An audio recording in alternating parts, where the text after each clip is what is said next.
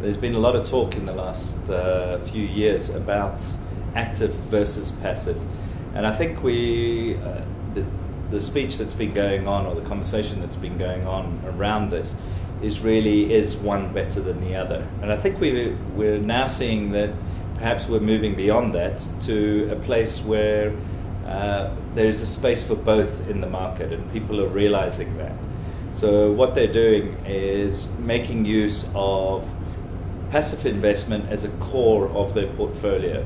For example, if you're looking to have an equities portfolio, you might put in some of your investment into one of the products that are on the market, which gives you a very broad-based holding in the market. And then from an active point of view, you might try and pick a few stocks around that, or perhaps pick one or two of the managers in the active space that you believe can add alpha on top of that. And that's really a trend we've seen over the last year or so, that people are beginning to combine the two, put them together, and there really is a space for both in the market. I mean, there's been a lot of talk about how many active fund managers don't beat the market or the index as such. But then there are very many managers who do, and some of them who make far more than the market does. So there's definitely a place in the market for both of those. Another thing to look at is obviously the costs involved.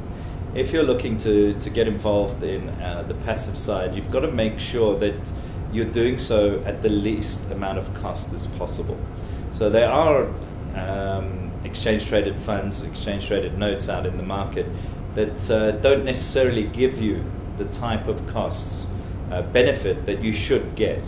Whereas if you are looking towards the passive one, you want to be looking for something that tracks as closely as possible to the market, and also provides you with an entry that is very cheap for you. And that really is where the benefits are, is to try and get the cheapest possible exposure for the closest monitoring of the market.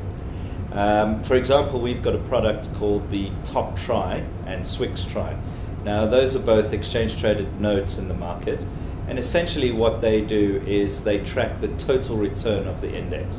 So, for example, if you had to look at it against a exchange-traded fund, most of those track the index, and then the dividends that are paid are normally paid out to the investor on a quarterly or half-yearly basis.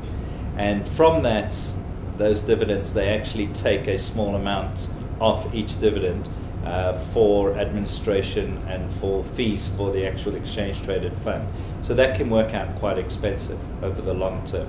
Whereas the total return index actually works that back into the index itself. And over a couple of years, you would see that a total return index actually outperforms the index, and the difference there is actually the dividends. So when you're investing in a passive market or passive instrument, you must make sure that you're getting the correct instrument and getting it at the correct price. And the real reason to invest in those passive indexes is to lower your fees.